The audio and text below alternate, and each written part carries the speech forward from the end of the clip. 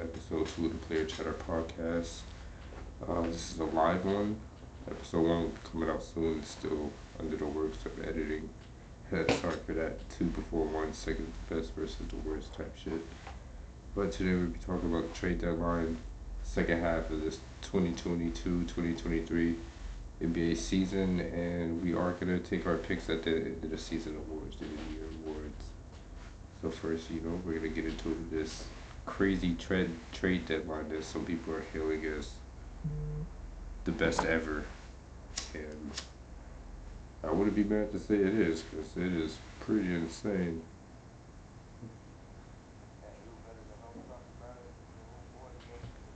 Yes, sir.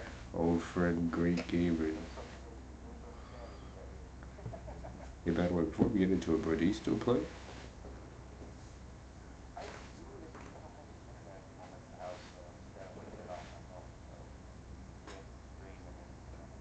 You can't even play single player games? Okay, okay.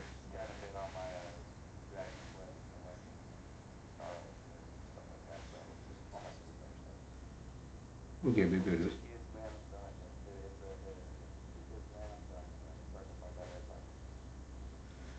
I hear that. Maybe another time I can start asking you about that. Because I remember, I think you were playing, forgive me if I get it wrong. I know Persona 5, but you were playing some like Star Game. I forgot what it was called. Yes, that. Yeah, that was pretty good. Mm-hmm. But glad to have you here, man. You are my first guest. It is cool to have you live as well. Like, this is really a great experience that we're about to have right here. I hope to have a lot of fun with you.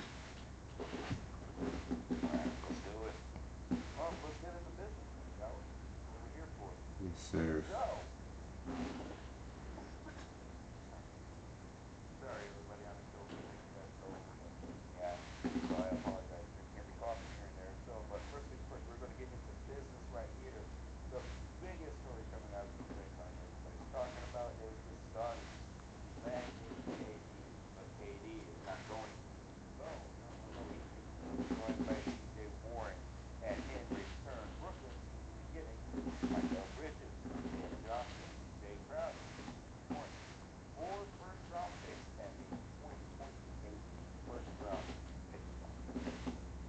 Just freaking insane. I mean, I'm not saying it's not worth the haul that they got, but geez, that's a big move for Brooklyn, especially after moving Kyrie to the Mavs.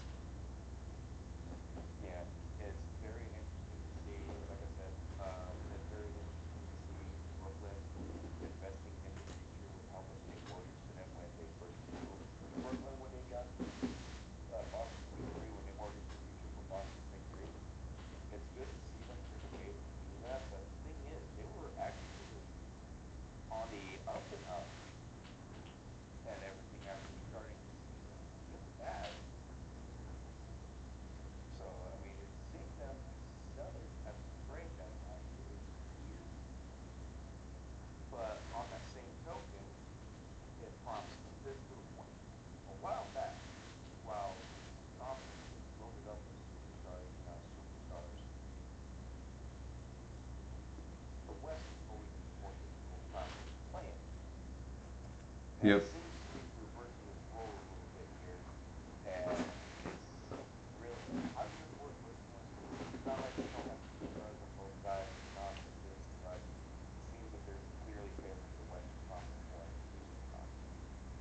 Especially with that, whole tie up between the fourth and 13th seeds being, total of 4 to 6 years back apart entirely.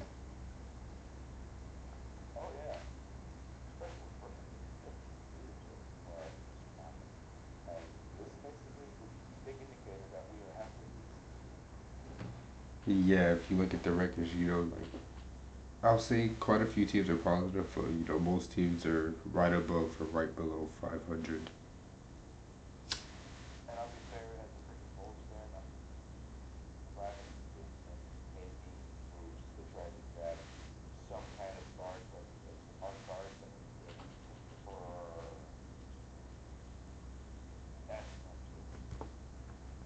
Is Lonzo still out for you guys?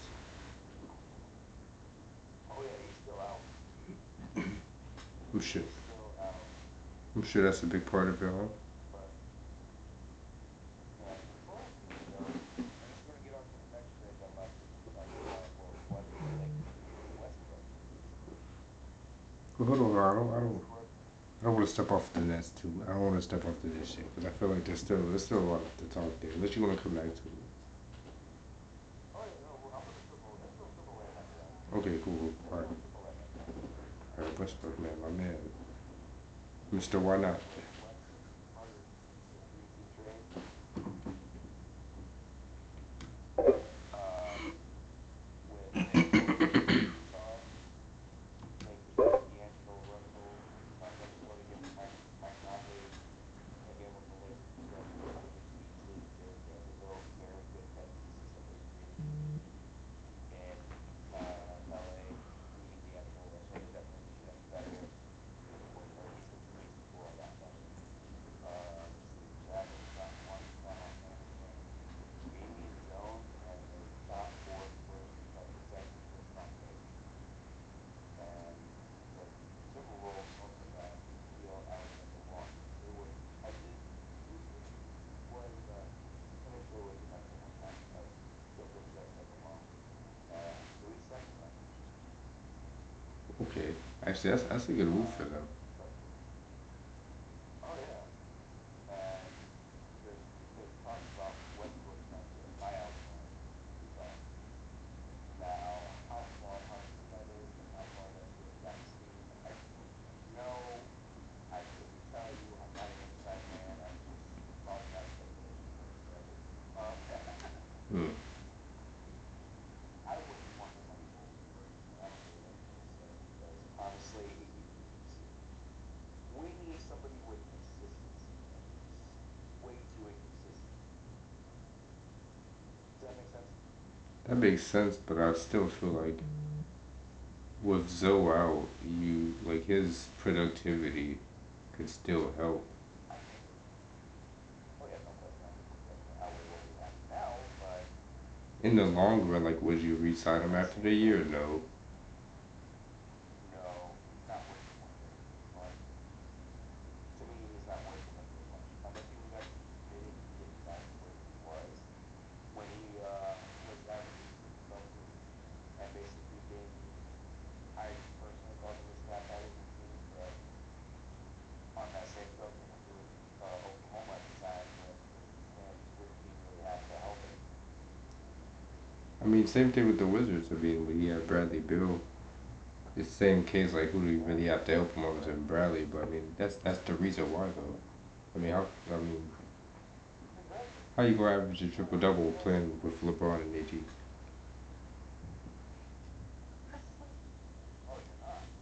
As long as you know it. So it's not that he can't do it. It's just he has that equal caliber, even greater caliber playing alongside him. He didn't have it in KC. He didn't have that in Washington. Yeah, yeah. He's a combination. I know Zach Levine and DeMar DeRozan don't exactly chase after boards like any other guard or anything like that. They need better passing than 3-point shooting. That's what the Bulls really need to be better and more successful. Otherwise, instead of just getting tenths. And again, I'm speaking as a fan, and I know we're on both sides, and I know Dominic has some great. I agree, because when you get dominated on the boards, man, you ain't gonna win any. You ain't gonna win many games. Right, right. So what kind of player do you think you guys would need? Like, what kind of point guard are you suggesting they target, or like what player do you think they would fit for that? Or if not Westbrook, who? Like, how do you feel like a Malcolm Brogdon type player Yeah, I was thinking more of a Danny Ainge. in a trade? We can Well, get that obviously, yeah. if and when it comes on, but whether it be in a trade or whether it be free agency, even though I think his salary actually put up like 4 more years. I can But see I that. would say again, he's pretty damn perfect because he's scrappy on defense. Say what you will, despite how what he's at what 6'2", 6'1", that man is one of the most scrappiest point guards I've ever seen on TV. Oh no, you're Hands definitely down. correct. You're completely right on that. And that's how it tends to be for like the smaller guards. Yeah, and on top of that, he can score at a volume, and he knows how to pass. He can pass the ball, Yeah. and he wouldn't need to be pressured to be the highest scoring person on the team, especially when you have two of our best mid-range shooters in this day and age, in DeRozan, especially DeRozan. My God, And you got Vujovic I at the love DeRozan. five. Yeah, and you can even here's the thing: you can even slide Vooch to the four and bring Drummond off the bench at the five, and he's not going to dominate the paint. Yeah, as long as he's not freaking stepping air balls. Yeah, and yeah, that too. Because Vooch, Yeah. if I have to have a stretch big, yeah, I want him at the four. Because Drummond, I don't care what anybody says, that man can go dominate the paint when he needs to. Yeah, he had a great game the other night. I think he had like a 20-point double double, like 20 minutes. He, yeah, yeah, you're right. Okay, now there was another thing I saw here that actually going to go back around to what we were talking about with the Nets. I'm not trying to talk about the Kyrie trade just yet. I'm going to circle back to that after. Where's the guy? It's in my notes somewhere. I mean, in between, we can just throw in there that they did move Jay Crowder for 5 second-round picks. It Oh included yeah, still, yeah, the four first rounders and the pick swap that they got from Phoenix already. yeah. That was nasty. That alone That was nasty. is crazy and positive for their future. And then you could just talk about the recent game performance. Like before all these new players are added, Cam Thomas alone, like 3 games back to back to back, 40 game performances. Didn't he just get moved too? Did he? No, I don't think so. I hope not. I'm thinking that. I swear if he did, that would be the dumbest thing. They better not have moved him. To be honest with you, no, I don't. I'm not seeing that. Cool, cause man, that would be so dumb. I feel like him and Claxton cannot be touched right now. Oh, which one you No, they talking need about? that Claxton. Honestly, without Claxton, the Nets wouldn't be where they are. No, they wouldn't. Um, because he has been their defensive anchor of record. So here's an interesting move by the Nets. They traded away for I think it was their backup four that still active. Okay. That for draft rights to David Mishnell. Mishnu. He was a guy that somebody that we actually initially drafted, but he's been the most we get. So the draft rights for him will put us getting the Nets. Okay. Okay, yeah, that's one I definitely So I didn't hear about. That's interesting. I don't know who that is. yeah, I think it was a second rounder that was initially drafted from the overseas team or a G leaguer. I actually have to confirm which one. Hmm. Well, I mean, okay, while you're doing that, I'm gonna just like take a step back and look at the Nets roster right now. How are they looking? Okay, so we know they have Cam. We know they have Claxton. We know they still have Ben. Yeah, Ben who can still contribute, offense and defense. Even though his scoring output isn't there like it was, earlier in his career with the Sixers.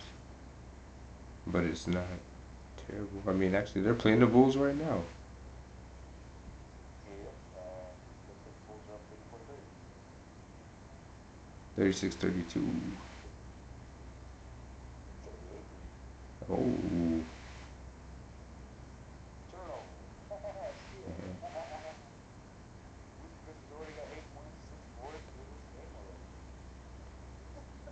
Ooh, they. 11 mils, 8 points, 2 boards, 2 assists, a steal. I mean, I kind of can't mention this player without talking about that Kyrie move. But so I'll stick to the Nets and how they're moving on from that big three era, like you said, with the Harden, Kyrie, KD. They're officially taking that step away from it, like how Orlando did a couple years back with Aaron Gordon and Vujovic. They just send both of them out pretty much at the same Yeah, time. that's not no questions about it. But I like how they're Yeah, looking. I like the fact that's definitely a difference. It's something that we've seen done. Which has Claxton's out with the double hamstring injury. Oh man, that sucks. Mikal Bridges and Cam Johnson are playing great minutes. Oh man, yeah, they're gonna be a great addition to the team. Oh yeah, they will be.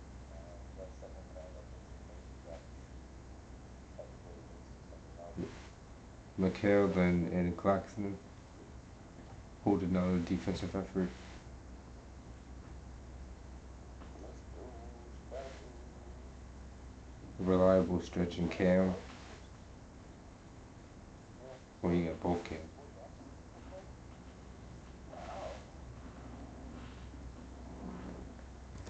Teams that have made little moves, you got Miami, you got the Hornets. Oh yeah. One that isn't getting talked about too much because of that big Phoenix. Okay, let's touch on that Phoenix part. We talked about the Nets side of it, but we didn't get to Phoenix. How they kept the core three and CP3, Booker, and Aiton. Got rid of some depth, as people are saying, but I still think they can hold it together with what they have. Yeah, they hold it pretty hard though. Isn't correct me if I'm wrong, but isn't Durant a free agent after this season? Um, I don't think so. I think it might be after the next season. I can check. I'm already on it. Your shit's running past your mind right now.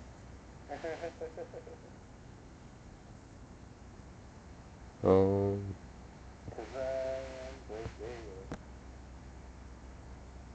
nope. It says he has 3 years left on his contract. Oh, so he just signed that extension. 3 years on the contract. So yeah, like people could say they got rid of depth, but they did add T.J. Warren as well. KD is a They also big got Darius, addition. Oh yeah, they did get Darius yeah, Baisley they for got yeah Dario for number Saric. two, for Dario Saric in the second rounder. That's a nice addition too. And that should mean Darius should be getting some more minutes. No questions asked about that one. That's actually going to be beneficial both sides. Yep. Being honest with you, I think Saric needs a team that's actually going to build around his skills. And with Muscala being a shooting big that he was, Saric is going to fit that role that Muscala did in OKC.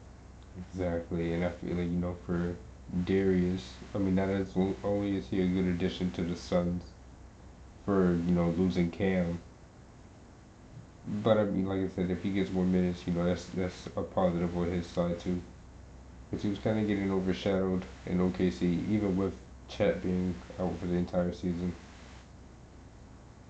So here's my question: lineup wise, lineup wise, does KD fit in at the three or the four in this case? Because I'd say there's the been a lot of four. depth at the big. I'd, Yeah, I'd say the four, and they put like Torrey Craig at the three. that's going to be interesting to see.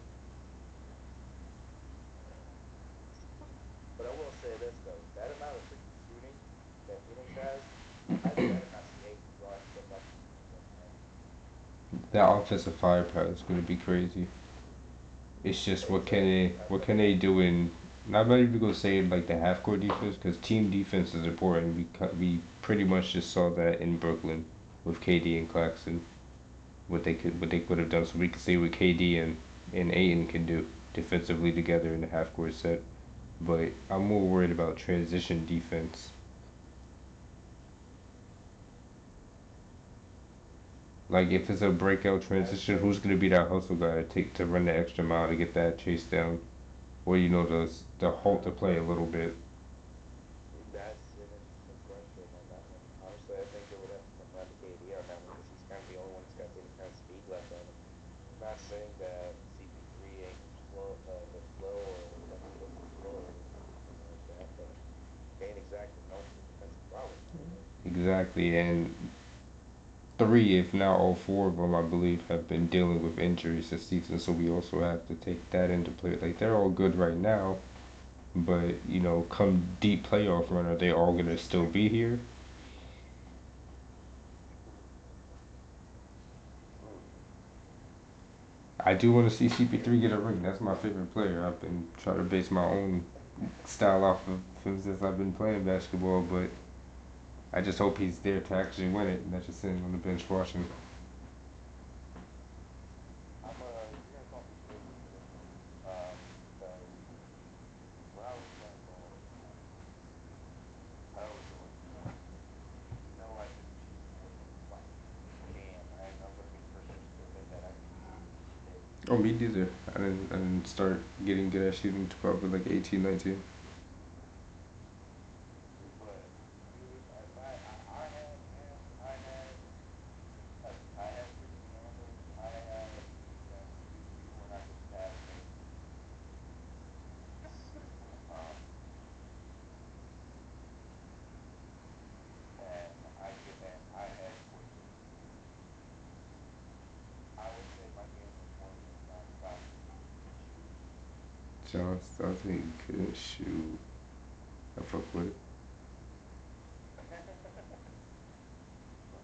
All right, here's an interesting trade for you. The Knicks and the Blazers trade. Um, the Knicks got Josh Hart. The Okay. Blazers got Cam Reddish. Okay. Um, two veteran players decisions. Initially, they got a high-looking RCCI. I can't pronounce that one. They accepted 2023 first round pick. You said the Blazers got with him? I'm sorry. Yeah, Blazers got all of them on next gen impact contracts. And then the Blazers also got Matisse, right? Or did he go somewhere else? I thought he got some.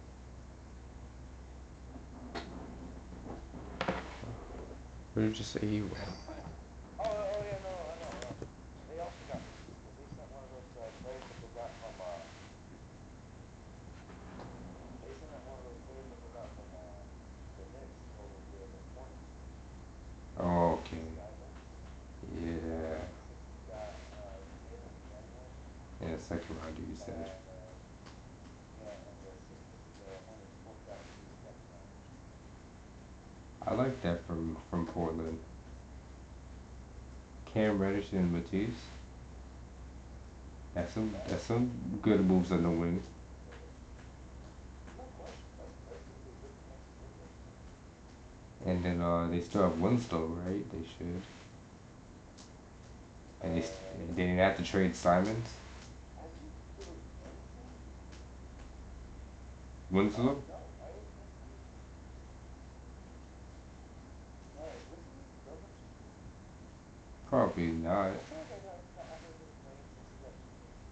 I feel like I haven't heard his name since he left Miami. I mean, it is Portland, though, to be fair. Yeah, because it's Bang. Exactly. It's Dame time and Simon's time. That's some Yeah. strategy there.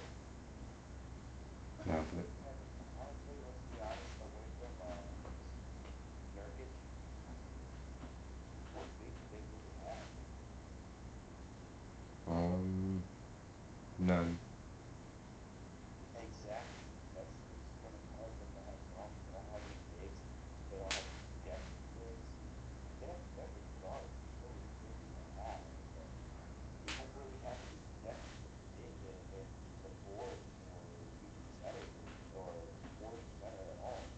Yeah, yeah, That's what worries me about the Nuggets. yeah, it's not like their guards have size, you know. It's not like they're Yeah, top 25 defenders yeah, in the league. exactly. It's like they're very offensive first, defensive second. Now, don't get me wrong, that's kind of the way the game should be nowadays, but you can't have enough answers because, Nuggets powerhouses. Yeah, exactly. If you want to play for, yeah, if you want to keep up with the powerhouses, if you want to if you want to get down for items, get them. For me, I try to explain to people. For me, it's I think wings run the league. I can't talk right now. Wings run the league. 3 and Ds, 3 and Ds. Not even just 3 and Ds. I'm just saying like the small forwards and power forward. Like your bigs. Like for one, you already know you gotta have at least one good center. But Yep. they gotta be more than a good center. They gotta be, you have to be able to look at that center and say, okay, in the next 3 years they could be an all star. It can't just be some regular center unless They're looking at you you. have a lot of wings, because wings can do anything. You can put them at the 2, 3, 4, whatever you need them to do. Mm-hmm. If you have a surplus of that, like look at Boston, like Tatum is the 4, you got Brown at the the Yeah. 3.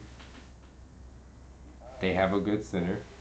Brown is the 3, and Tatum is the 3 and 4. hmm Center is Robin. What's his Robert name? Williams, Robert Williams the third. Robert.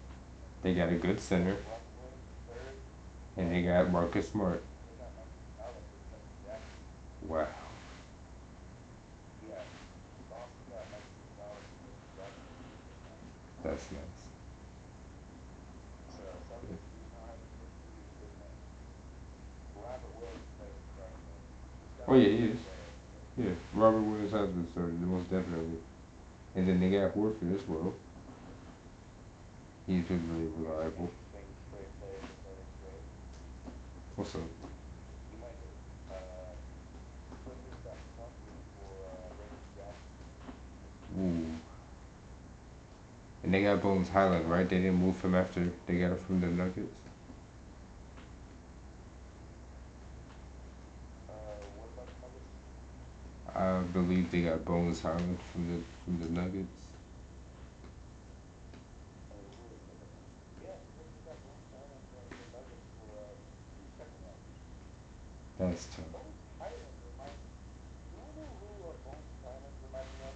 Let me hear it. And he straight up models his game after him. I can tell. He reminds me of young AI. Maybe if I was around to watch young AI, I could say that. I'm 30 years old. I've never expressed myself in terms of my basketball life. Man, I started getting into it around that Miami Big Three era. I started playing before that, but I started like watching around then.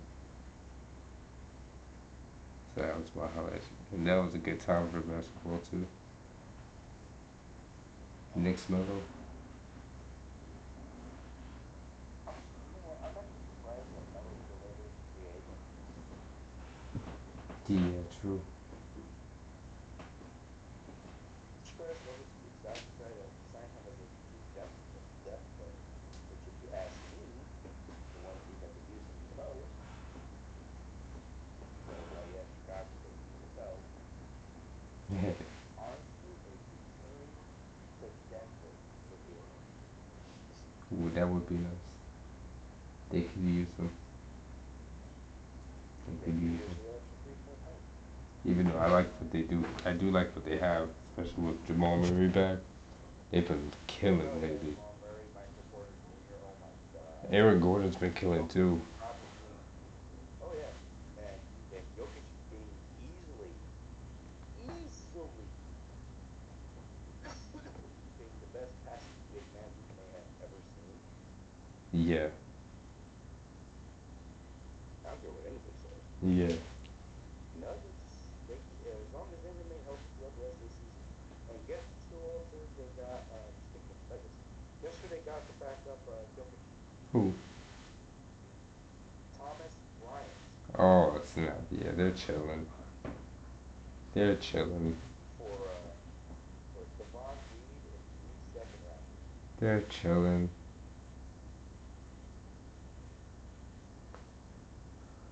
Thomas Bryant, if you ask me, has been quietly been one of the best bench bigs in the league. Who honestly should have been starting at center with sliding AD back at the four.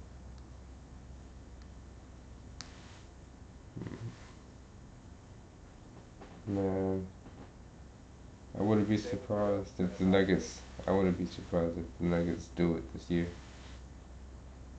With the way they've been playing, they've been on a tear.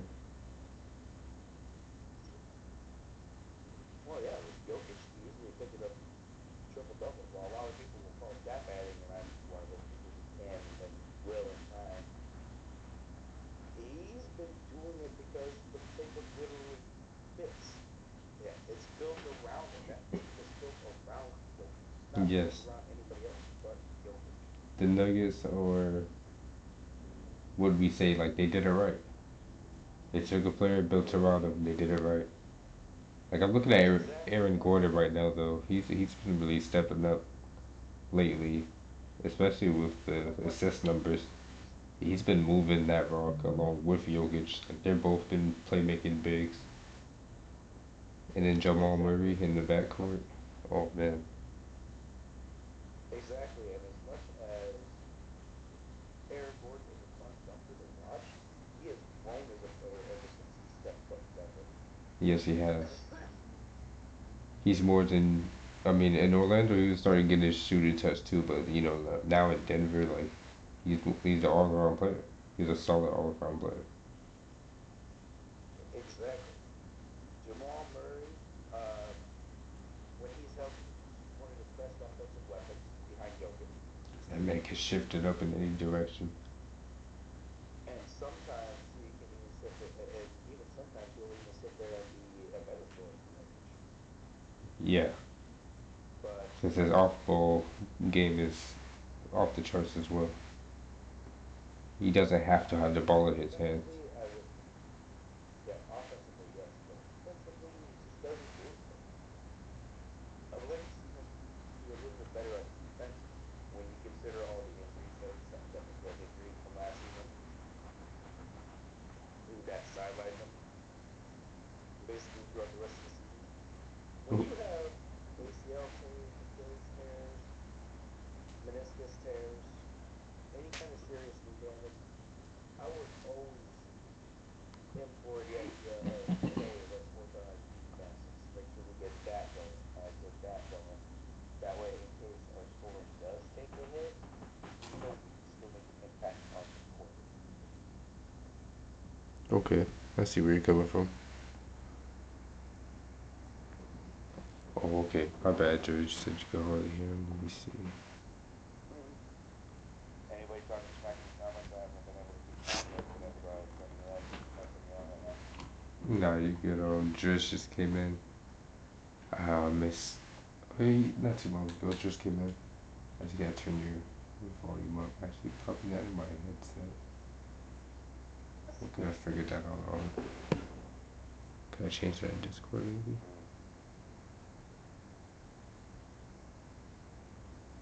Mm, Hey, dude, nothing if I give you a pass. maybe that should help. Hello. Hey, mic check. 2 1 2. No, I can hear you perfectly fine. Maybe it was just the sound of my laptop. Probably so. We'll see. We'll see. Alright. Okay. So, we know all about the big ones that Steph, KD, and Clay. And Yep. with Brooklyn, also got Jay Crowder and Michael Bridges and Cam Johnson. Yep. Jay Crowder is out now because he got killed with cancer. Yep. We're the 5 second rounders. And so Jay Crowder is now against the Bucks. Yes. Jesus, let's turn that into a decent trade somehow. Jesus.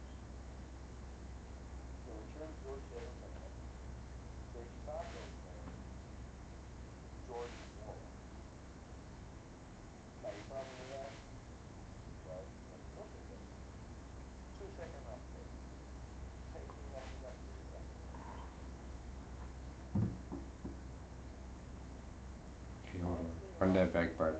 Besides that, Milwaukee is boring on that one. Run that back by me. But Alright, so that was oh no Bucks got Milwaukee got Jay Crowder and what else? Or is that it? No, that's it. That's all Milwaukee got. Okay, yeah. Brooklyn got as soon as they got Jay Crowder, they shipped him back off. They flipped him 2 more 2nd round picks while the Pacers got George Hill, Serge Ibaka, Jordan Wall, and 3 2nd rounders. Okay. Big move on the Pacers part, first and foremost. That was a big move. Oh, no question. No question. Serge Ibaka to back up Miles Turner is a big move. I'm surprised they managed to keep Miles Turner. I've heard something along the line. I remember hearing something. I forgot how long ago this was. That Miles Turner wanted out of Indy. I remember hearing about that towards the beginning of the season as well. The question is, Miles Turner being more of a defense first center.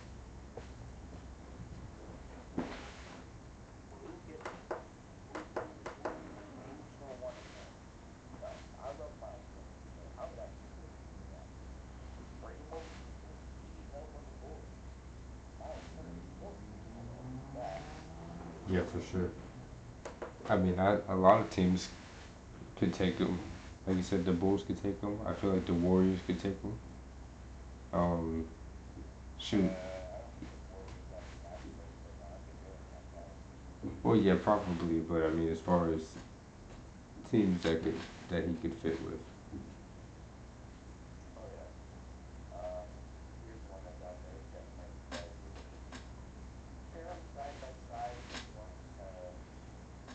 Seattle with Julius Randle and Smith Ooh, I like that. at the 4 and I the wasn't 5. even thinking about that. It's Julius Randle, man. Julius Randle is going to get some serious attention because while he was starting to spark up last season, he didn't transition well into this season. He's really been picking up vibes overall. Yeah, he is definitely taking charge, and he must be doing something with RJ because RJ is right behind him. Oh, no question about it. I think that the Knicks have gotten both of them ball better, and that says a lot, especially when you consider the fact that I'm also talking about Rose too. Mm-hmm. And how is Derrick Rose doing? He's still, I think he's still back at center Okay. because honestly, he had 3 straight serious knee injuries. Like he doesn't look like he's healthy at all. Okay. And I see the Knicks are sitting in the seventh seed. They're a playing team right now. Almost 10 games back from the Celtics. They're not bad. They're not bad at all. Oh yeah, I would like to see us. I would actually like to see us Celtics versus Nuggets game. Celtics fans might have a day off. That would make one hell of a finals. No doubt. But sure, yeah, oh man, I can't wait to talk about this end of the year awards part of this part. I can't wait to get to that section. But I know we still gotta cover Oh this well, let's Kyrie go part. ahead. Oh yeah, so let's go ahead and cover the Kyrie part now. Yes, sir. Yeah, we saved this part for the last. Here's the thing. It's really out on Tuesday. I'm surprised they made this big of a push to get Kyrie, but they got something else to worry about since what's that kid? And Marquise Morris, for Spencer Dinwiddie, Dorian Finney-Smith, 2 second rounders and a first rounder, and a second rounder. And those are the two players that I wanted that I couldn't talk about yet for the Nets. In addition to everything that they got from the other trades from like Phoenix and and everything else. They also got a great defender in Dorian Finney-Smith. And we already know about Spencer Dinwiddie, what he's been doing for the Mavs. So for him to come back to Brooklyn, and they didn't flip him, like, people were saying they were gonna flip him, before the deadline, but they didn't. They kept him. So pair that with Cam Thomas, Claxton, Ben, and all these other players that they got. With the picks and everything, they are going to be. I honestly want to keep watching Nets games. I want to watch some more Nets games after everything they've done. Now, how do you pair Luka and Kyrie? How do you line this up? Well, Do you Kyrie one, Luka two, or do you Kyrie one, or Luka one, Kyrie two? I still run Luca at the one. I believe it should still be Luca's show. I just I believe it's still Luca's show. I feel like well, a common thing that people say with the Mavs is that when they find a play that works, they're gonna spam the hell out of it. And obviously Oh, these no question plays, about that. exactly. And obviously these plays revolve around Luca, being the centerpiece of it. But he's involving his teammates. It's not just, like an ISO, like everyone move out of the way type thing. He might be in the post, try to pass out of that. He's doing different things. But now that Kyrie's there, Yep. these plays are more, I'd say, like specified. Because, Kyrie can take the ball, but he can also move well off the ball. So when it's Luca's turn and they're running a set for him to be the centerpiece of, like, a setup, Kyrie can definitely come in handy for that. Because he doesn't have to just, come off a screen and shoot it. He can, dribble it out for 5 seconds to get something out of it. Or even pass it back, Luka can then just, move off another screen off the ball. He doesn't just have to stand still after he Yeah, passes it off. that's definitely. How do you pair him with given the what they have coming? I would not put him with Luka.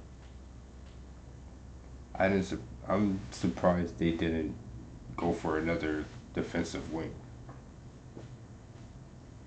Oh, well, I agree with that as well. But honestly, like I said, Tim Hardaway did pretty well as far as I know. I mean, he's not the best defensive player in the world. I mean, the first person to say that right now.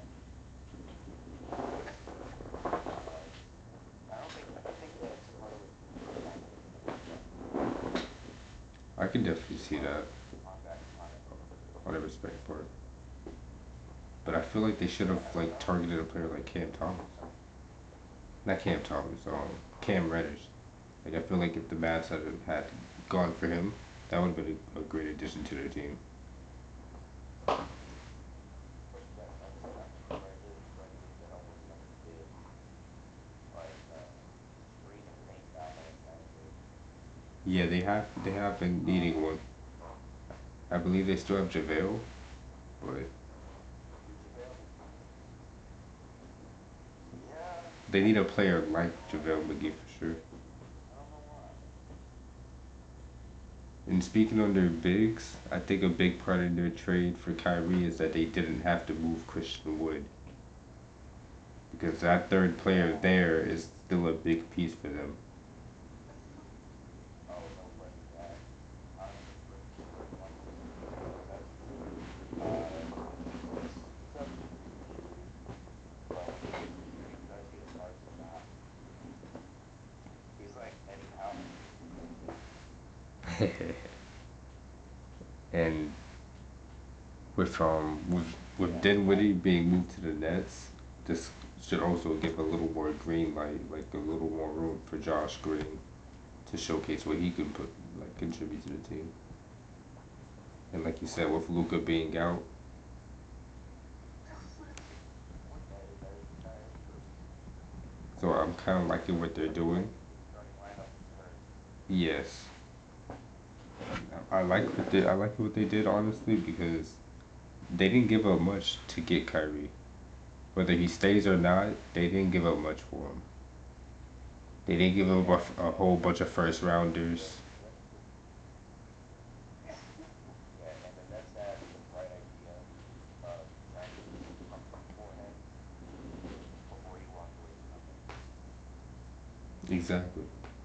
And then they capitalize. I feel like the Nets are really capitalized in these last couple of days in this last week, Exactly. and I'm And excited to see how it turns out. honestly, from a current perspective, it might seem like a step back, but when you think about trying to build for the future to make a more sustainable franchise, you might say how long have they built this?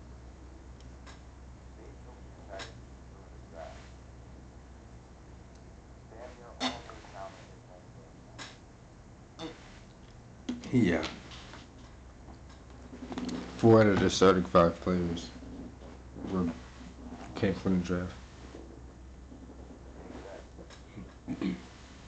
I think Brooklyn is trying to take a leading power from where they at, and that is insane. Especially from what we've seen in the last decade. Like they've been pretty much screwed. I mean, they've been a mediocre team since the Brook Lopez. Yeah, yeah, the Nuggets too. Minus the Aaron Gordon move. But like with the Nets, we Yeah. saw that KG Paul Pierce move, and I feel like they've been screwed since then. But So the Nets have clearly taken steps back to where they should be.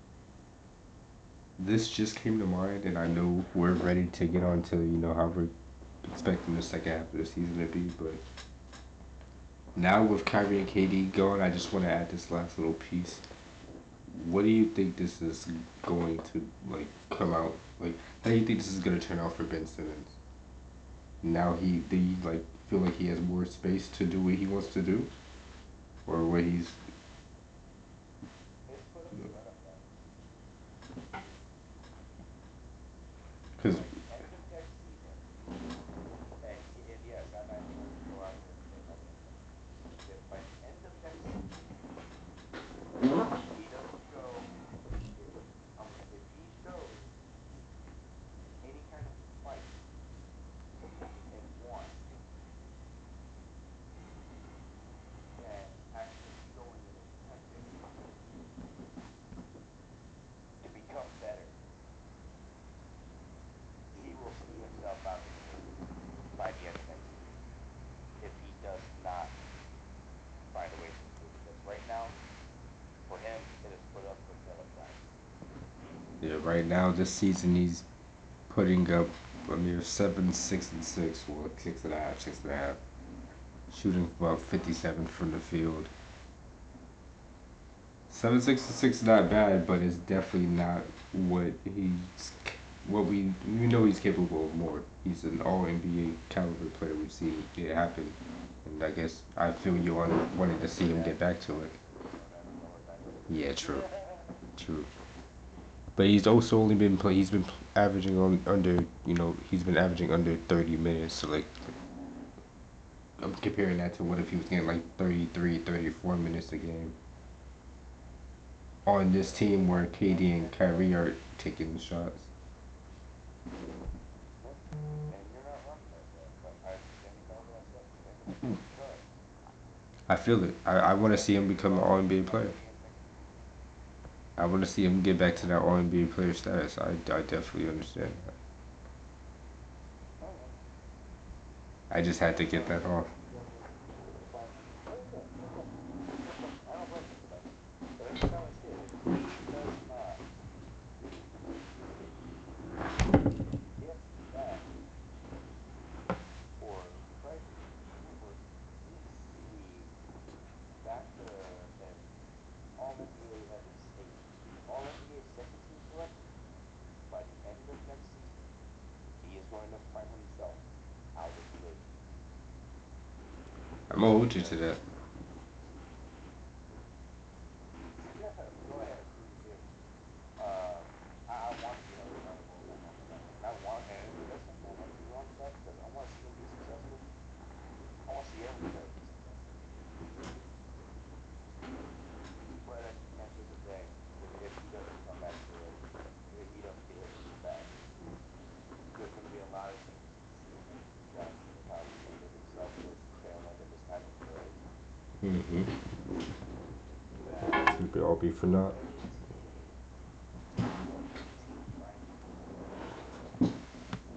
is not going to win against him. Yeah, especially him being a non-shooter. No one's gonna really care about the everything else at that point. Exactly. He needs. This is one of those if I get to next season, I want to see him get back to 10, 18 kind of play. Yep, I'm on the same page with you. Especially like with the potential of this team, man. I'm just thinking about them defensively now. They got Ben, Dorian Finney-Smith, Claxton, and McHale, who was last year a DPOY candidate. Like this team defensively, just from just naming those four players, they should be nice. And then um, Cam Johnson and well, fuck, they got two Cam Johnsons now, right? Oh no, a Cam Johnson and a Cam Thomas. I'm tripping, but like, man, they should. Oh man, I'm just so excited to keep watching them play. I'm sorry for keep holding this trade part of this section. Man, Yeah, this shit's been it's crazy. gonna be a 2K is gonna be crazy. um 2K is gonna be fun. oh dude, I do not want to announce I got Derrick Henry. I got the Phoenix. Oh man, yeah, everyone's gonna be using Phoenix. Like Chris Paul, man. Oh shit, there was actually one more trade. I just saw this one on the thing. All This right, might last have one. got some touchdown. Which one? Lakers Magic trade. Mo Bamba for Patrick Beverly and a second round. Oh yeah, I that's pretty. like this move because it adds good depth at center. No guys to come off the bench. Or if he could start, in my opinion, even at the four. Beverly could in my opinion, is going to be a gut punch on defense at his own. Yep. Say what you will about Beverly's offense.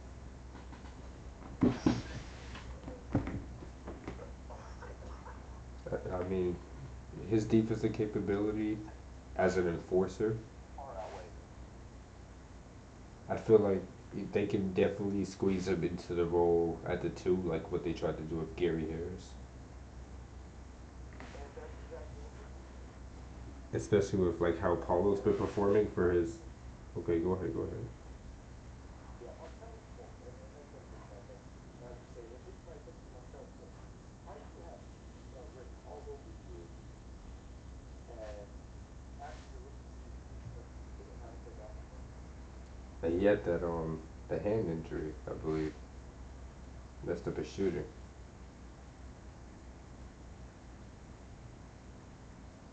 And me Sorry, I was personally, actually evaporating. oh good. And I feel like me personally, being on that level of competitiveness with millions of people watching you at all times, to go through Knowing that that type of you're not gonna win injury, every night. yeah, exactly. And people don't like the normal fan doesn't stop to think about that. Like people talk about Russ's shooting, like he had a injury on his wrist or on his fingers or some stuff. Like, yeah, your shooting's gonna get worse. So what do you expect? If it happened to me or you, yeah, my shooting would be worse. I probably wouldn't be able to shoot at all. Yeah, but remember, it doesn't mean you want to take the defense too serious. Yeah, I can see See, that. that's what bugs me about Markel.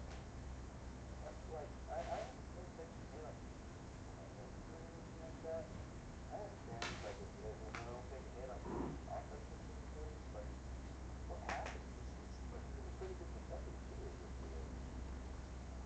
Yeah, I mean, like maybe like you said, it was just the confidence thing. I mean, for him, being the first pick with that whole trust the process propaganda, like I feel like that was a lot.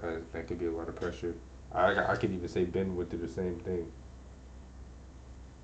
Cause that trust the process thing, that's added attention on top of you being the first pick already. I find that to be a little bit of a hit and miss. As far as like the Pacers go, because the Pacers already had him locked in. I can't even argue with that because I was watching that game live with the Hawks where he passed out of that wide open layup, and I was infuriated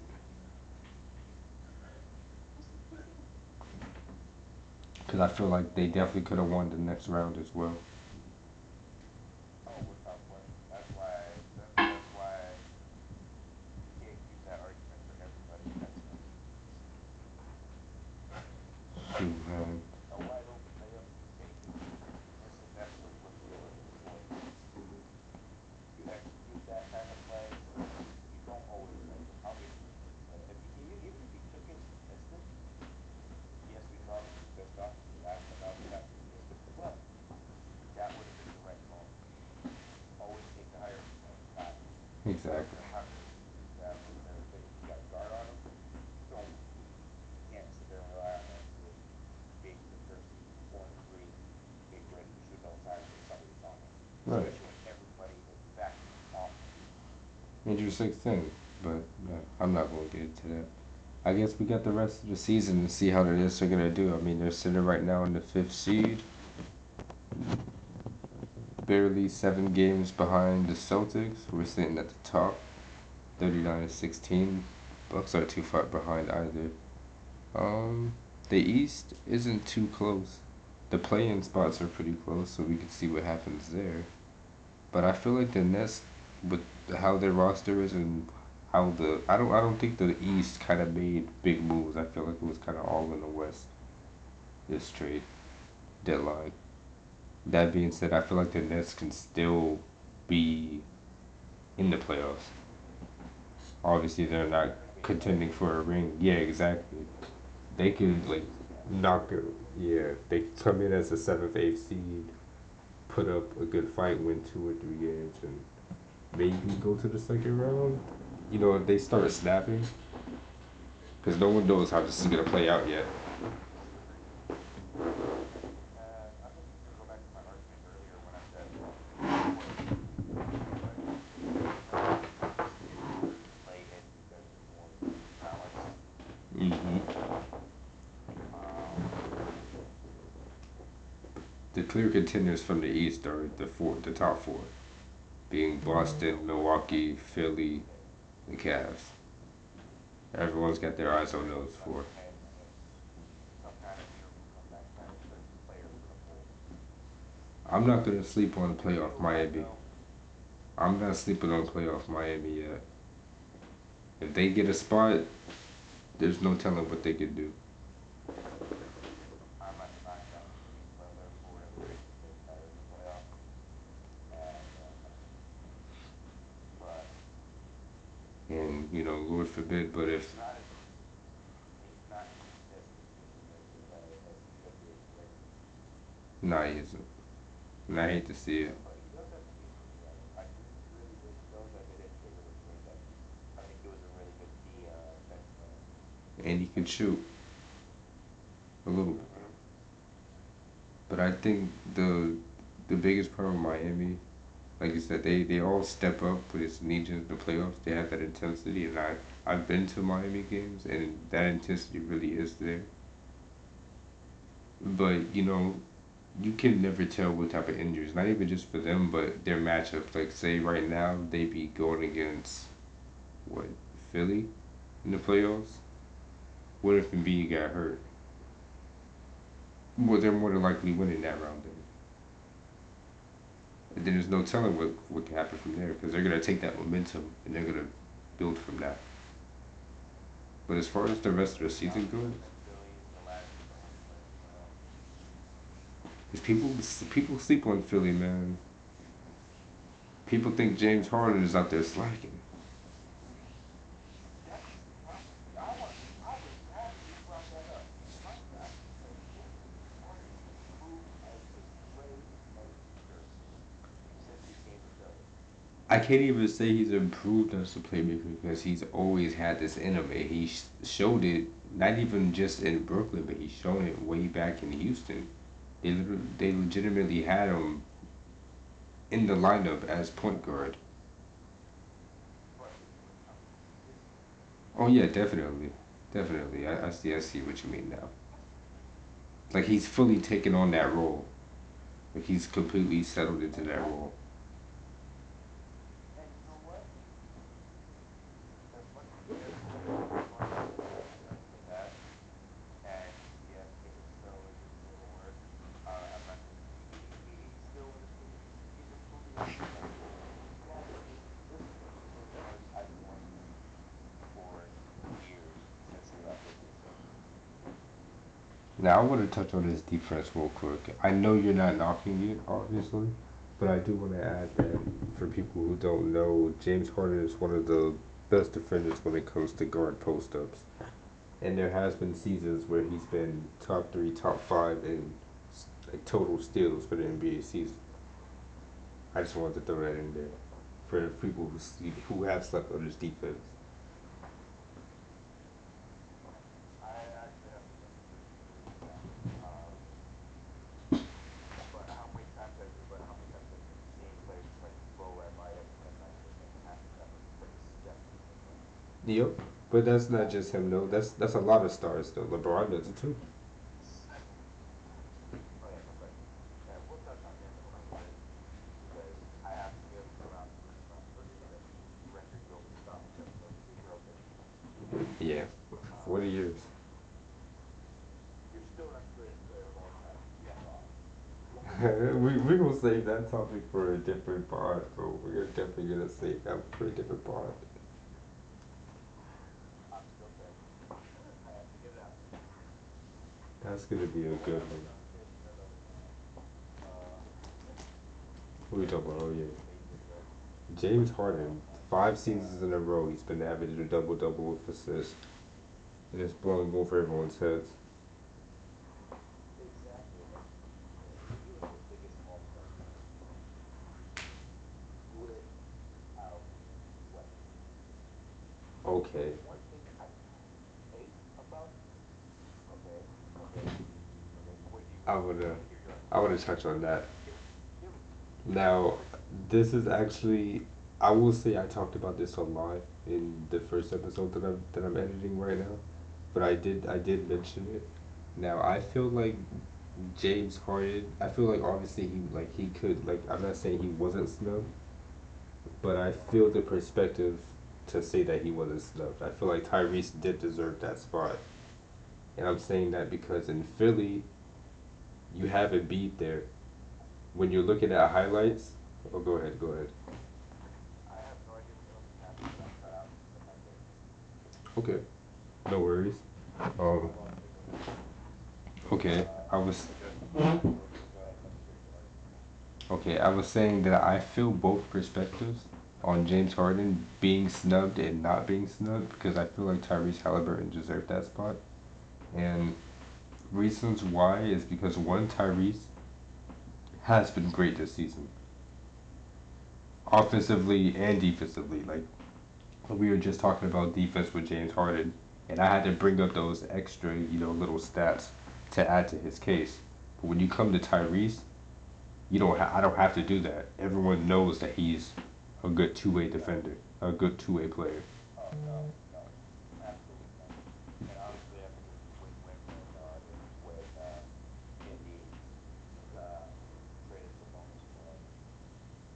Exactly. And another thing for against Harden's case, and it's not his fault, but in Philly you have not James Harden, you have Joel Embiid. So when you're looking at the star player, like who's gonna take the shine, it's gonna be Embiid. So he's kind of getting. I'm not saying he's getting overshadowed, but Tyrese doesn't really have that. Like the Pacers don't have that. I'm not saying they don't have a leader on their team, but they don't have that one person that's taking all the spotlight. Anybody can take the spotlight for the night, whether it's Mathurin, Buddy Hield, Tyrese, Miles Turner. It can literally be anybody on that roster. Where in Philly's case, Embiid is pretty much eating up that entire chunk. So I feel like If that he's helped. injured, if James Harden. Right, but if he's injured though, but I feel like for Tyrese, he just has that. He had that little edge over James. No, yeah, no, okay, okay. I hear you. I hear you. Now, what about all the stars that don't feel deserve it? All stars that I don't feel deserved it. Well, who else got snubbed? Because I took a look at the starters, but I didn't take a good look at the reserves. Um, you know what? I I be, didn't I even know look at myself. I know people say that Jalen Brunson got snubbed, but then again, I still believe Tyrese deserved that spot over him as well. Oh, no question about that one. Honestly, I think the defense has exactly been up to He's Halliburton. he's Like I been said, great like for the Knicks, but I still feel like Tyrese deserved but that. I don't feel like his I don't feel like his scoring is up to what the Knicks could expect. Consistency wise, sure. But like I said, RJ has been killing it lately for Just the with Knicks the fans. exception of Bulls Nets game, Bulls are winning 81-77. That win coming to Brooklyn. Okay.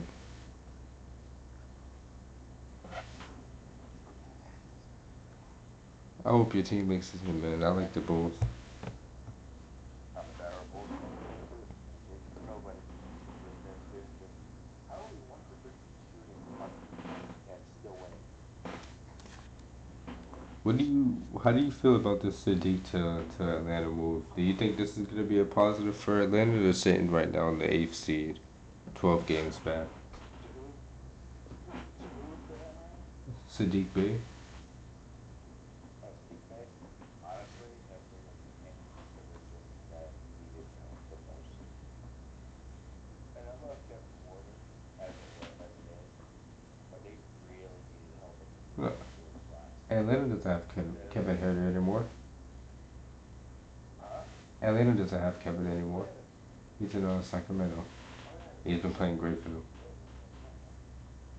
They have DeAndre Hunter. They got yeah. Sadiq Bey is going into a spot where he needs to really run right. Right. For his shooting prowess, that Um, should definitely fit immediately. Sadiq Bey actually has something that I think a lot of players overlook nowadays. And that is. Look at his defense in movement. What about it? That's a tough spot to score I in already. yeah, it's a tough spot to score in, but it's also a tough spot to defend in. Okay, yeah, When it comes especially off of switches and stuff. And screen. exactly when you account for switches and stuff like that, Sadiq Bey is going to fit in there very well. He can switch onto a five that's stretching out. He can switch into a closing in. He can switch into somebody closing into the rim. He can even switch into somebody on a pick and pop. And that should definitely That give some. movement on defense is something. That should definitely give some assistance for Clint Capella, who's so slow in that department. And they already have that killer backcourt with Trey and DeAndre. Not DeAndre. No. Yeah. And speaking of Trey, I actually forgot to mention. Yeah. And speaking of Trey, I actually have to speak on Trey a little bit. One, yes, he's going through a slight dip with with Dejounte Murray and and everything, but his assists have gone up. His on-ball defense has been a little bit better because I've actually seen him take a few more pockets. Now, whether he's successful to it or not is always up in the air, but he's been playing better on-ball defense. And that's another player that people are saying has been snubbed. But it's like I said, this is all coming out of the East and it's all in the guard position, so it's kind of tough. The East has easily the best guard center Yeah. throughout up and down. Yeah. They are much further stacked than we are now. Now, when it comes down to the front court, it's very top heavy. You have like what Actually, Miles Turner, and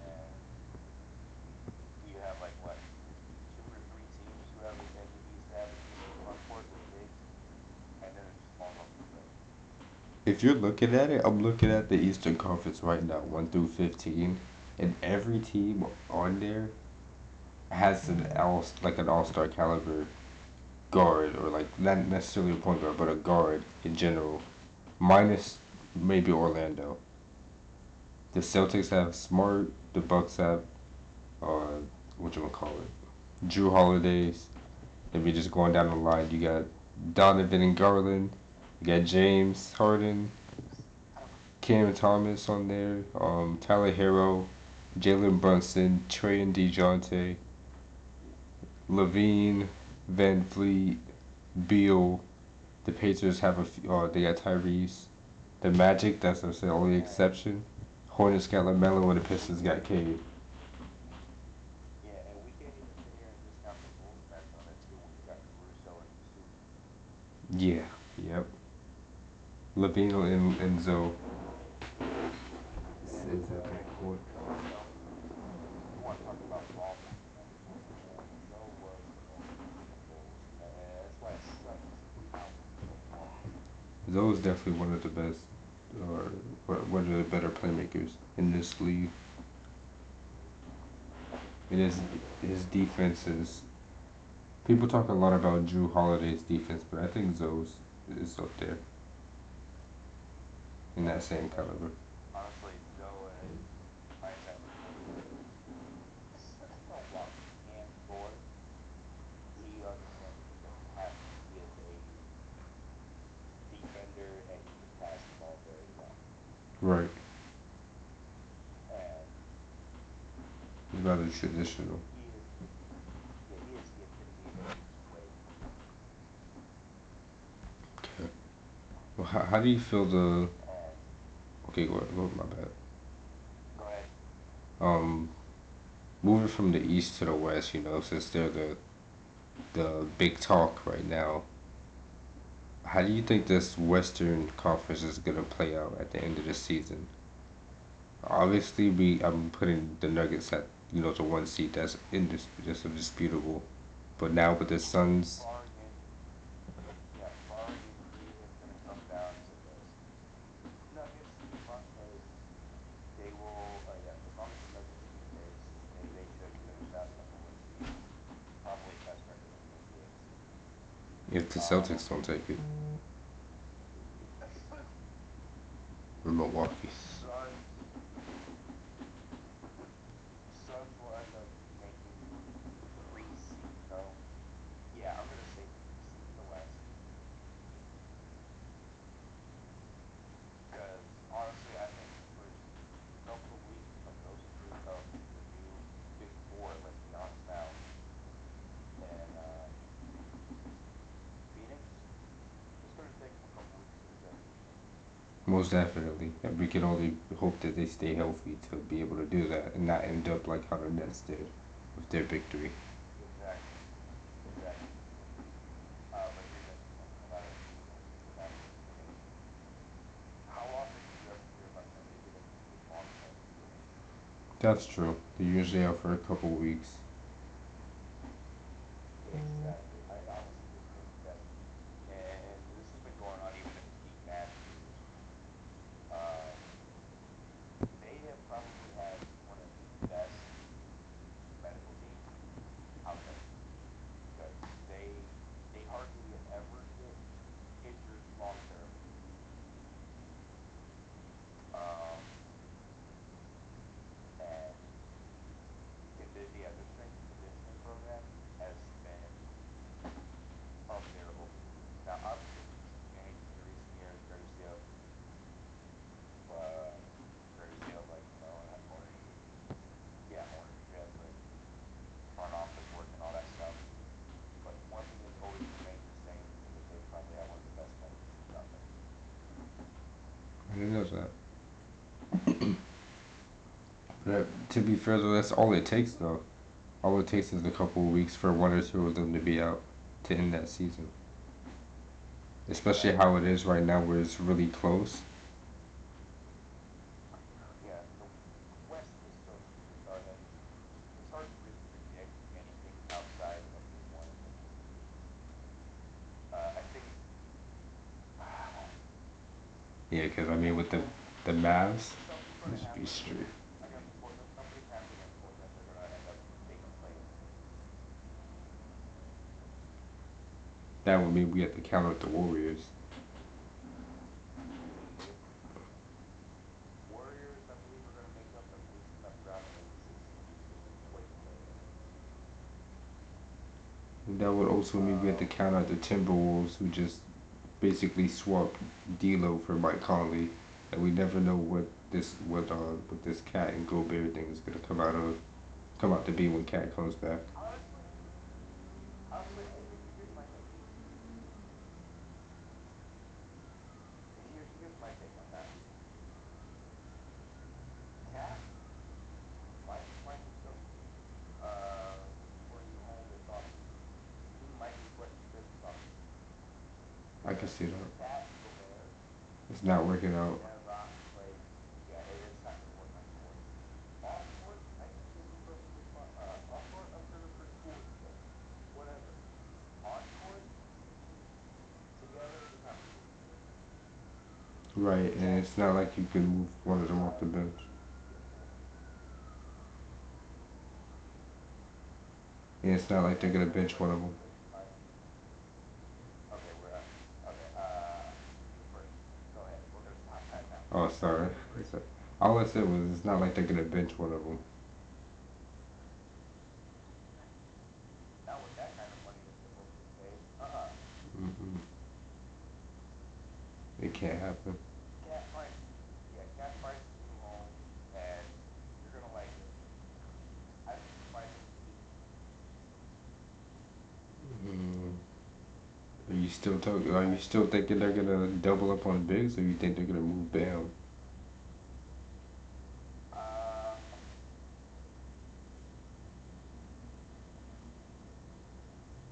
I think Bam knows his role well enough to where he won't interfere with Cat, and vice versa. I can understand that. That's what I think is that one because Bam understands he can definitely collect boards. He's definitely really good on defense. Um, he can score. He's got a nice scoring punch to him, but he's not a consistent scoring punch. Yes, I said it. Um, Bless you.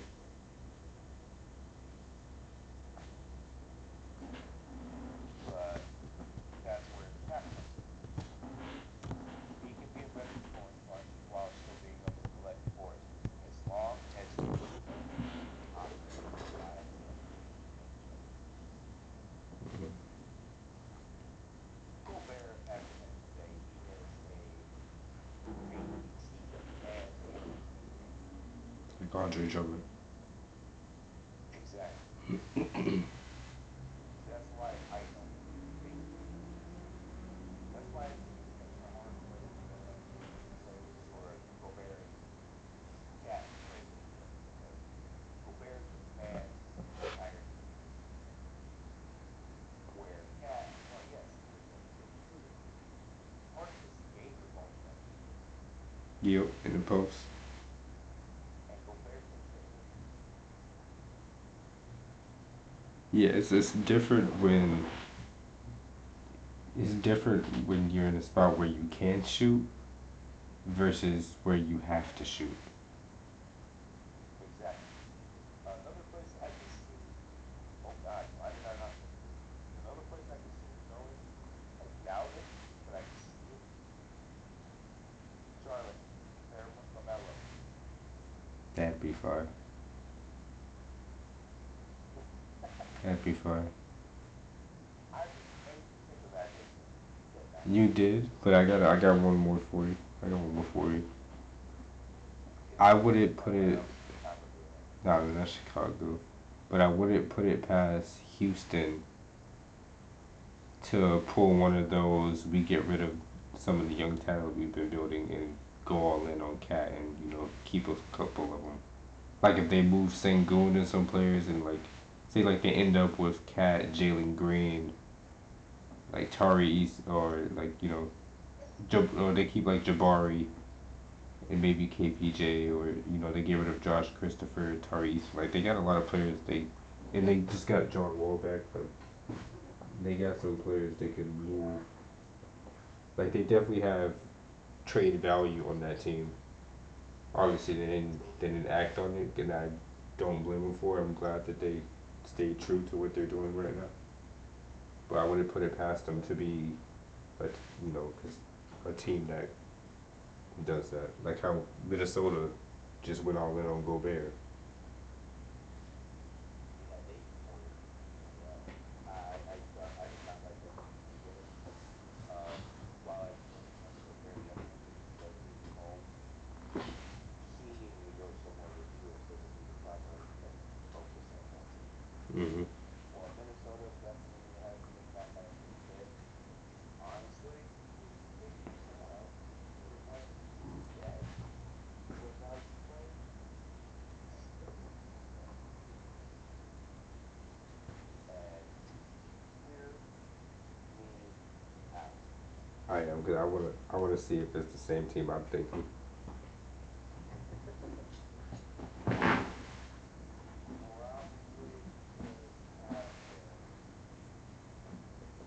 I got two teams in mind. I got one East and one West. Say, The East, the West team, OKC, okay, because they really need snub to get it done. I see. Even though I'm still rooting on Chet. He's been out this season, but Okay, okay, okay. And I definitely, I'm happy for that. But I'm just saying that that was what I see from that point. mm-hmm. They could have afforded. Honestly, you know what? Maybe you know they could have signed him off as like a 1 year, 1 year option, like in case he got injured, and then see what they have in the second half of the year, and then go draft with Gobert. Right. And for the East, But in the East,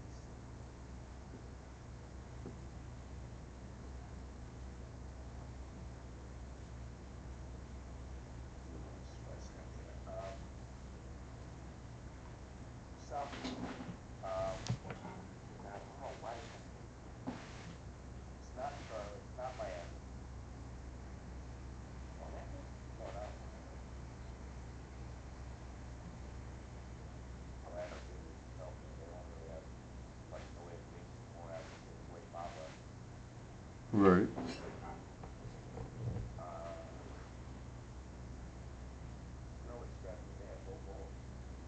Oh yeah, Um, that should be nice for him to get some more PT. Can't think of him. definitely not. I can't think of it. I had it, and it's just not hitting for me. All right, then I'll go with my Western team. I was thinking San Antonio. Yeah, you know what? They have something good going with John McGinn in the West, so I can see where you're coming from on that one. Because with Popovich and San Antonio, they never shy away from the you know, Being first, defensive anchors. yes, defense and ball facilitation. That is something that the Lakers really do well under. And for the East, I'm sure the money wouldn't line up right for this. But as far as him being a paint beast, and alongside someone else, where it wouldn't really take away from their shine, I think he would fit well with Giannis in Milwaukee. You know what? I can see that at least until Gobert really truly demands the defense because that's where Giannis makes his name is offensive board, offensive board bashing and foot bashing. Mm-hmm. Um, I'm not confident of Giannis. No, my opinion is going to be a masterpiece. The takeaway, that's my only takeaway from him as a player. He's a great player otherwise. Great defensively, great with boards, nice playmaker when he has to, and plays really tough to get to the basket kind of ball. I cannot stand him. I'm not talking about as an ugly defender. He's always consistent But when it's on, it's on. for Giannis. Yes. And I feel like him and Gobert could be pretty decent in a pick and roll situation. Like Gobert could screen, Giannis can go in and do his thing, or Gobert could do a light roll. He could like hit him like a little close, like 15 footer, 12, 15 footer, or like a little floater, or he could even crash in and Giannis could do a dump off, or they could just both be down low like you said with the offensive rebound. Like it would help to have that second offensive rebounder down there. I don't think that would hurt the Bucks necessarily. But when you really start Lopez, can he actually space the floor? Mm, I mean, if it works out the way I said, I would hope it would. Then yeah, sure, why not? Because Brook Lopez off the bench, would it hurt? And it's not like he does have to come off the bench and play like 20 minutes. He could still play like 28, 30 minutes off the bench. Like how Sadiq just was for the Pistons. Like he wasn't starting, but he was playing starter minutes. Yeah. Oh, that's why I was with the Pistons. The Pistons with James Wiseman now, going along with Jalen Duren and Isaiah Stewart. But where's that put? Yeah, where's that put Isaiah Stewart? Yeah, because Ben Wallace starting the center. I mean, he's been playing the power forward for him. So does he fall? I mean, anything could happen. Jalen Duren could fall out of the starting lineup. They could exercise, different options between all three of them at the 4 and 5. Maybe they'll run Wiseman at the 4, Durant at the 5. Maybe Wiseman will come off the bench and they'll keep what they got. Maybe Isaiah Stewart will come off the bench. You never really know. What's that team that Gobert was asking for though? That's really hard to get. For Milwaukee, for sure. I don't think they have that bread with Giannis, Drew, and Middleton eating up that salary. Speaking of Middleton, did you see that meme of his haircut going around? No, I haven't. Oh my god, if you see it, the man looks exactly like one of them fucking peanut head people from the Proud Family. Oh no. Oh no. Nah, that's terrible. But he's coming off an injury, and it was kind of rough the first couple of games. But he's getting back to the groove of it. I always respect a player with I'm the gonna the hell big. for that one, but I accept it. Man, the Power Family, what a good show. Alright, I say we hit 7. So why don't we go ahead and wrap up here and get ready to wrap things up. So we're gonna go ahead and move on. We already got everyone has their predictions going on in the West. What do we see coming out of the East? And then we'll go with what we think we can do our year-end award predictions. Okay. Out of the East, I definitely, like I I don't said, think the top four changes. oh yeah, top four is okay. Yeah, that's staying the same. But as far as 5 to 8 goes, like I said, but what the Nets have, I can still see them being a playoff team. Um, Honestly, like you said, the top four won't change, but I can still see. I don't think Miami's gonna move out of that sixth spot. If anything, the Nets and Miami will flip. Yeah, I don't that's think about it. I don't. I mean, the plane goes what to the 10th seed, right? Uh, yeah, 8 and 7 play each other, and then 9 and Okay. 9 and 7. So off of today, 9 and 8 and 7 and 9. off of this instance, I'd say from 10 to 12, I'd say the Raptors are gonna take that 10th spot. I think the Yeah, Bulls are gonna do yeah, just enough to keep their playing spot. I think all these teams are yeah, pretty much gonna stay in. yeah. It's really looking insane to be honest with you. But If the Nets start doing like really bad, then obviously a team is gonna fill that spot. But I don't see them. I don't think the season is gonna last long enough to necessarily fall below the 10th seed. I think they have enough firepower to maintain. Just like I do with Miami. Like I feel like Miami is gonna hold in to miss that play in. Yeah. Honestly, I think the East stays up the next 20 years or so, all the way up and down. I don't see them changing or anything like that. Maybe some slips around to the play-in side, maybe 5, 6 slips around to the side. 1, 2, 4. I don't think it changes much for the rest of the season, if at all. It's like you said, just with the West. I mean, now that I'm looking at it, it's kind of hard to say, especially with the first four being locked in. There's not that many spots left. But if it comes down to the play-in, if I had to say who's taking the seventh and eighth seed out of these teams, I'd say the Knicks is gonna be in there, and Knicks in the Eastern Conference, oh, I'm sorry. or you said Western. Oh, I was saying how the Western is like hard to choose from because of Yeah. their situation. Well, I'm saying the East is kind of hard too because the first four are locked in, so there's not a lot of spots left.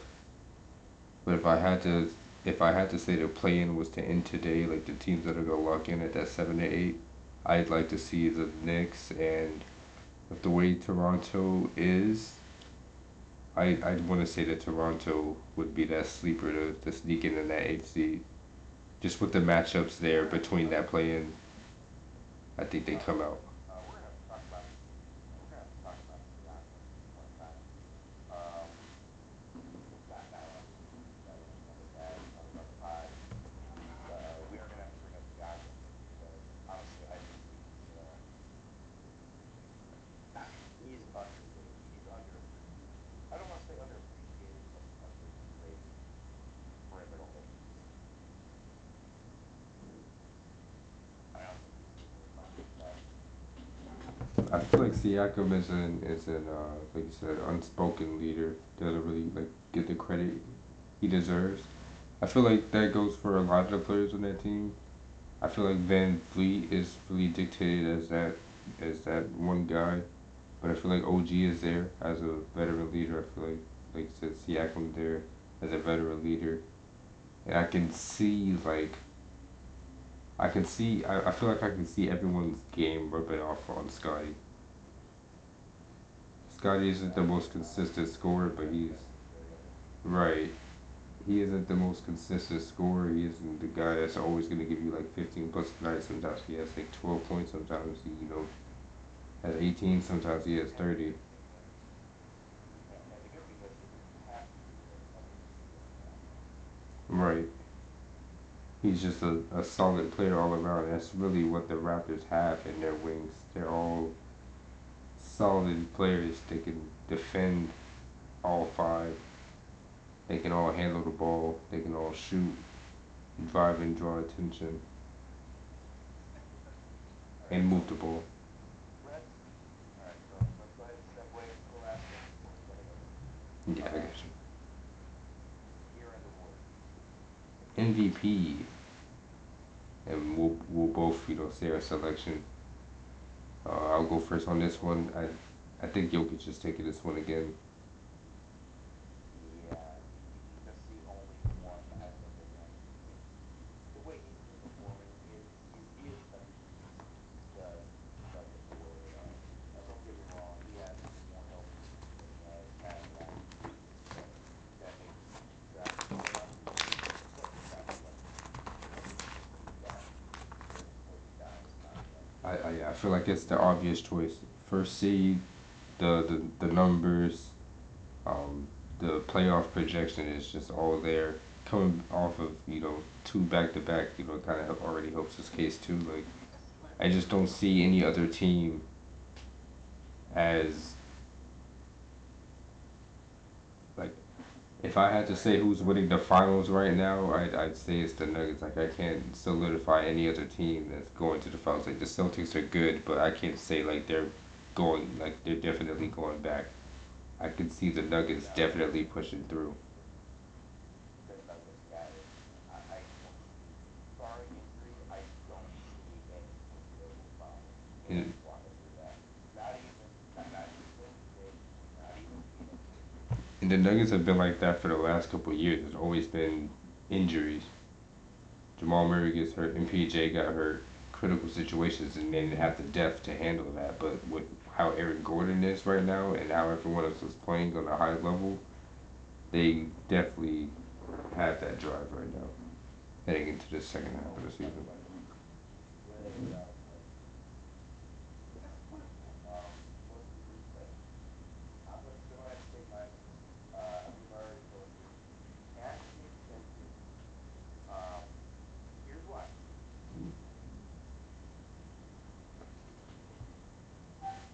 Over time, in this entire season, he's been a walking, he's been the epitome of exactly what you need down from. He has been the most consistent player in the league at that. Yes. So, in my opinion, he deserves most improved player. Now, who will win it? I think we can all agree the consensus pick, J. Gilgis Alexander. Deservedly so, yes, but again, I do think Nero deserves a honorable mention on this one because he has been the most consistent player on the Rockets, hands down, and has been doing it game in and game out. Especially as a playmaker, like with them not having a dominant, facilitator. And they have nice guards, but I don't think they have a dominant facilitator. They kind of all play off of each other, like how the Spurs play off of each other. And he has that. He has been that center focus for that. He can handle the ball as well, and create. He's been a great creator for that team. Exactly.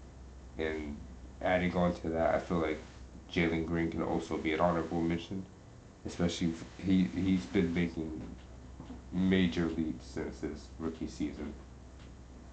As far as Oh, yeah. performance, but as as a leader as well. I feel like he's coming into realizing his role on this team and how much he has to be of an enforcer to the rest of the team. Like he is realizing his position. He's not just one of the top drafted players on his team. He is the player to build from. Like I don't really know how to put that into words. To build around. Yeah, he's learning that he's the franchise guy, that it is his team or Yeah. something in that sense. Yeah. Honestly, there's a lot of players who go with the defensive player, but at the end of the day, I think we can all agree that the consensus is probably going to be Gilgis Alexander. Yes, hands down, it should be. Um, yeah, yeah. So, That's an interesting one. There's many candidates for that one. Um, it's Marcus Smart has the hype because he's successful. He will not get a second back, at least not back to back. I think it's going to go to somebody who's been a little bit unheralded under the wings as of late. well, right. And that, go ahead. Right. So, I actually want to hear your prediction first. I think it's actually going to be him. I don't think he gets enough credit on this list because he has been very consistent. And this has to be Bam or Miles Turner. Okay.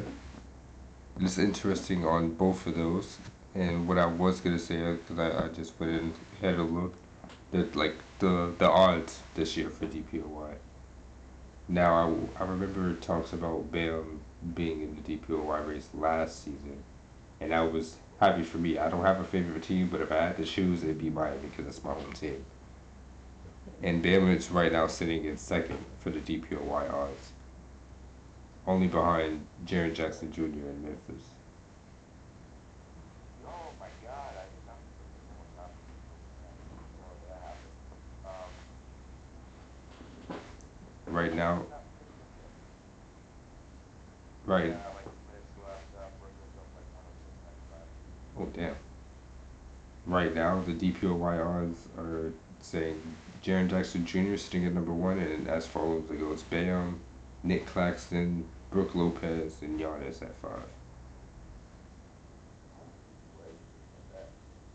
Yeah, I would have never guessed But Brooke my Lopez. reason, but I'm actually putting not just blocks per game. I'm also putting up blocks or assists per game. I'm also throwing up rebounds as well too. That's what's me making the push that with implementing, and that's why I see value in it.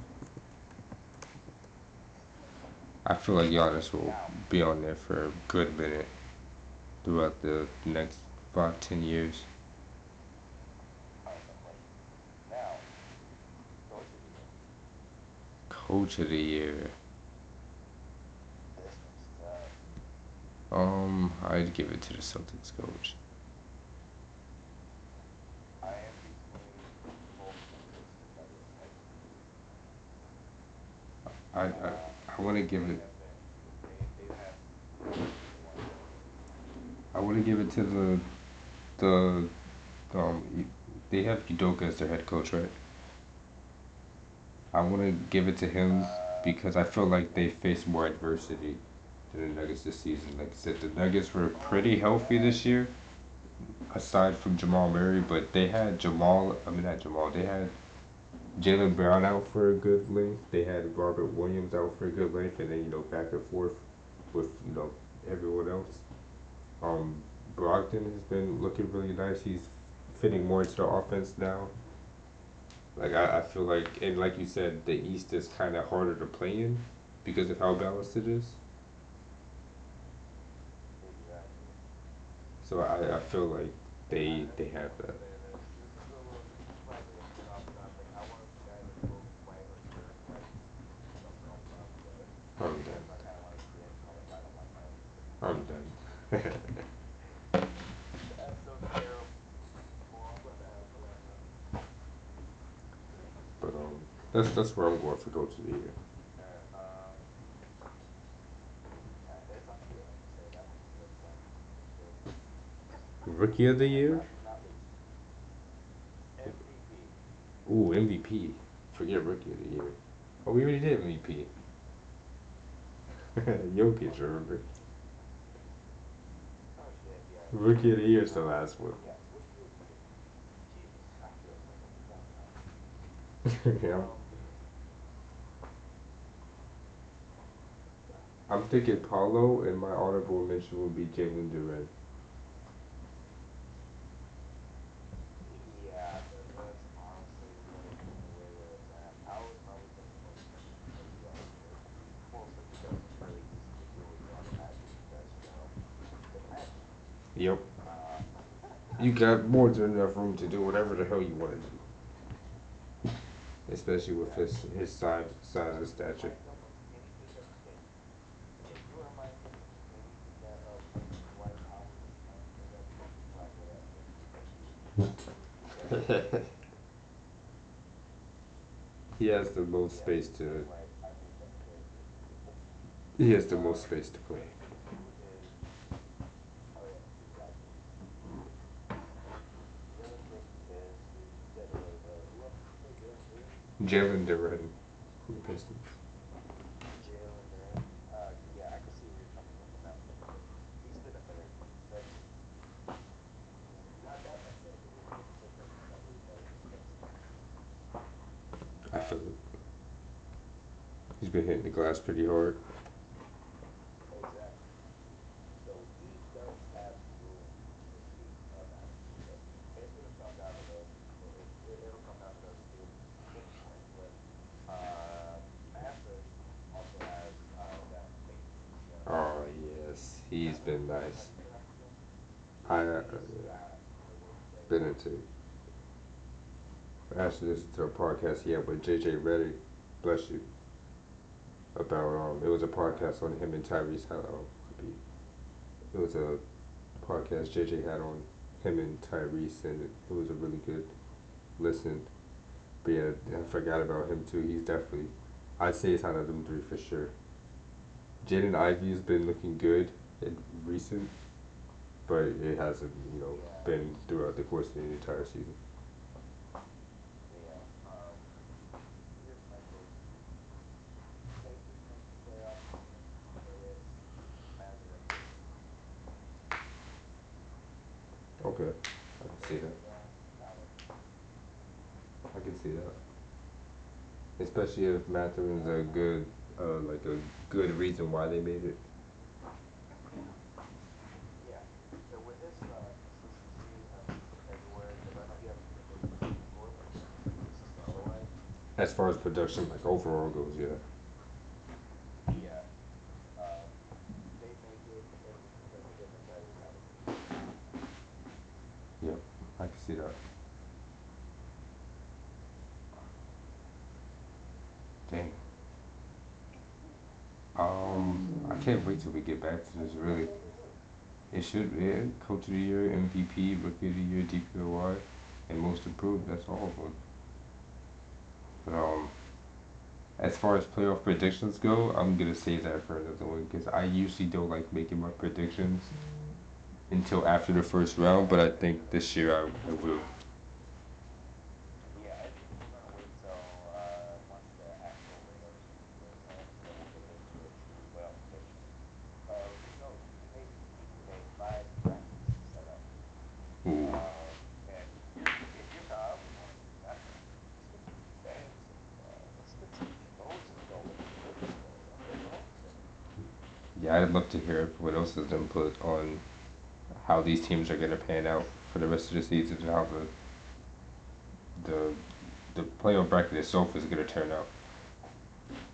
Yeah, once the bracket is locked up officially, we should look into that um, and see how well that goes. Because that's always fun. It's like March Madness. Yeah, it's a little bit of excitement for me. You get playoffs. Everyone comes in together for the playoffs. We all kind of hate the regular season, especially now with everyone dropping these 50-point games back to back. Dang, I want to touch up on that too, but I know I'm pressed for time. I'm sorry, but I really have to pick someone up in like 5 to 10 minutes. Man, we should definitely get together again, bro.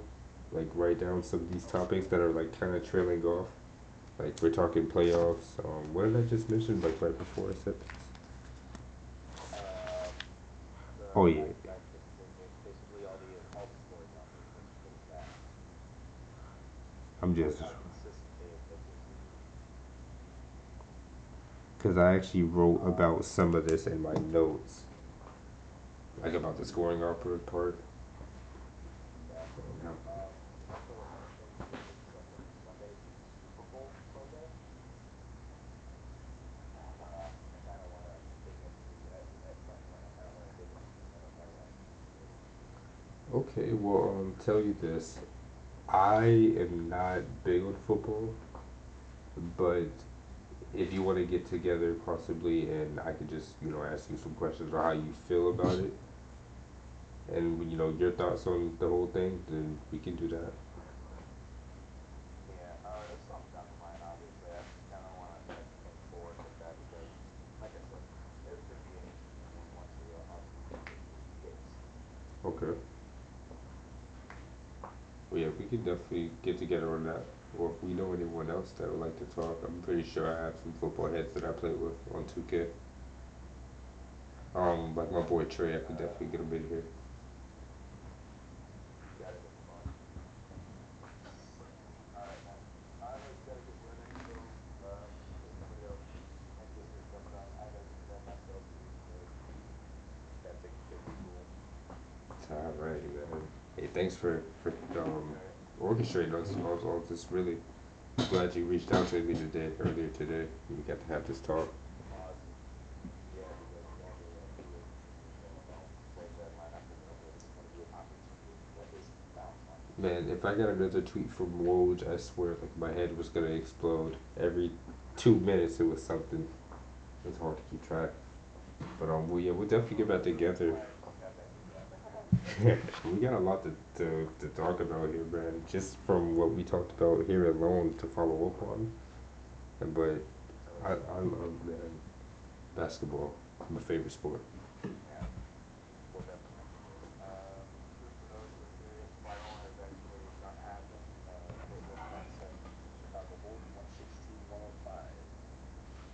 Oh man, I'm definitely gonna have to check the box Dinwiddie score with on that. 25 points, 6 boards, 4 steals, or 6 assists, 4 steals, and 5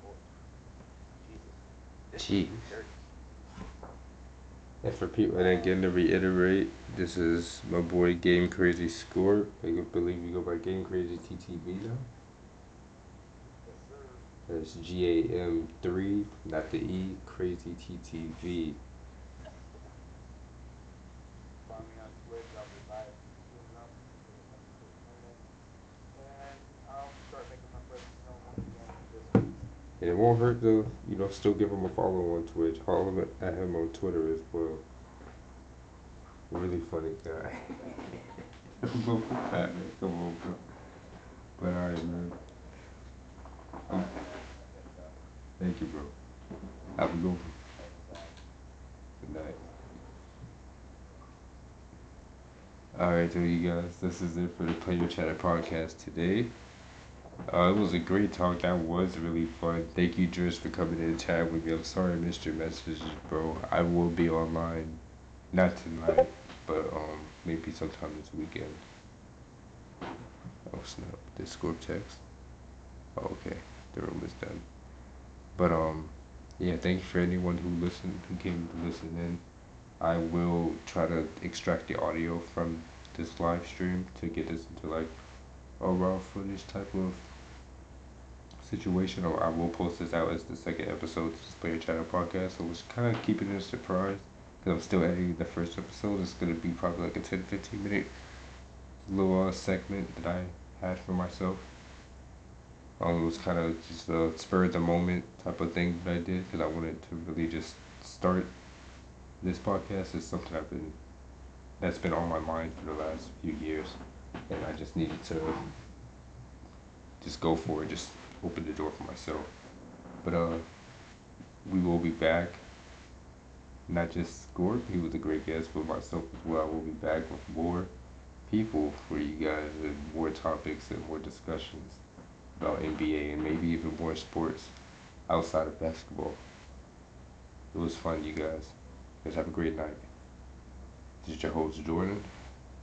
Peace.